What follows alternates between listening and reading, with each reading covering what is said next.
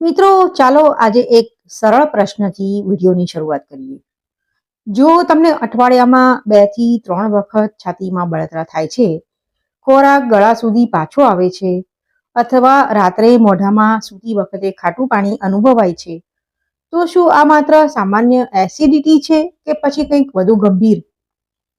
ઘણા લોકો GERD ને હળવાશથી લે છે.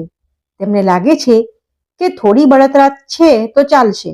પણ સાચી વાત એ છે કે વારંવાર થતી બળતરા શરીરનો એક ચેતવણી રૂપ સંકેત હોઈ શકે છે. GERD એટલે પેટનું એસિડ વારંવાર ઉપર આવવું. ક્યારેક આવું થવું સામાન્ય છે, પણ જ્યારે આ વારંવાર થવા લાગે ત્યારે સમસ્યા માત્ર અસુવિધા પૂરતી સીમિત નથી રહેતી.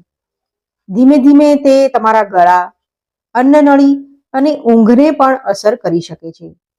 ઘણા લોકો શરૂઆતમાં માત્ર બળતરા અનુભવે છે, પછી તેમને લાગે છે કે ખોરાક સારી રીતે નીચેની તરફ નથી જઈ રહ્યો, અને કેટલાક લોકોને રાત્રે ખાંસી શરૂ થઈ જાય છે, અને કેટલાક લોકોને સવારે ગળામાં ખરાશ લાગે છે. આ બધું માત્ર ગેસ નથી. જો GERD લાંબા સમય સુધી અવગણવામાં આવે તો તે ખોરાકની નળીમાં સોજો પેદા કરી શકે છે, જેના કારણે બળતરા વધી શકે છે અને ધીમે ધીમે નળીની અંદરની પરત નબળી પડવા લાગે છે, અને અહીંથી સમસ્યા ગંભીર બની શકે છે.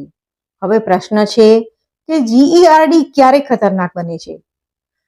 તો જ્યારે બળતરા અઠવાડિયામાં અનેક વખત થાય, દવા લીધા પછી પણ ફરીથી થાય, અથવા ખોરાક ગળા સુધી પાછો આવે, તો ત્યારે આ સંકેતો અવગણવા જોઈએ નહીં.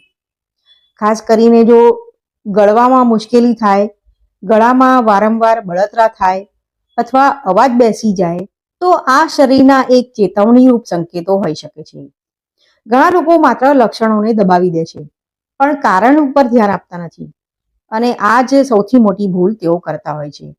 કારણ કે વારંવાર એસિડ ઉપર આવવું ધીમે ધીમે ખોરાકની નળી પર અસર કરી શકે છે. એટલે GERD-ને માત્ર બળતરા સમજીને અવગણવું યોગ્ય નથી. લક્ષણોને સમયસર સમજવા અને જીવનશૈલીમાં પરિવર્તન લાવવું ખૂબ જ જરૂરી છે. જેમ કે રાત્રે ભારે ખોરાક ખાઈને તરત સૂઈ જવું ના જોઈએ, ખાલી પેટે ચા ના પીવી જોઈએ, અથવા વધુ મસાલેદાર ન ખાવું જોઈએ. આ આદતો પરિસ્થિતિને વધુ બગાડી શકે છે. નાના નાના પરિવર્તનો મોટી સમસ્યા અટકાવી શકે છે, જેમ કે સૂવાના અને જમવાના સમયની વચ્ચે અંતર રાખવું, જમ્યા પછી થોડું ચાલવું, અને સવારની શરૂઆત પાણી પીવાથી કરવી. આ બધું મદદરૂપ થઈ શકે છે. સૌથી મહત્વની વાત, વારંવાર થતી બળતરાને હળવાશથી ના લો, કારણ કે દરેક લક્ષણ શરીરની એક ભાષા છે. તેને સમજવી આપણી જવાબદારી છે. જો તમને વારંવાર બળતરા થતી હોય તો તેને માત્ર સામાન્ય એસિડિટી ના સમજો. લક્ષણોને સમજો, ધ્યાન આપો અને સમયસર પગલાં લો.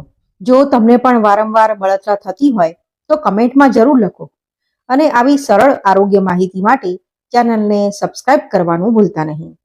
વિડીયો જોવા માટે ખૂબ ખૂબ આભાર. ફરીથી મળીશું, ત્યાં સુધી આવજો.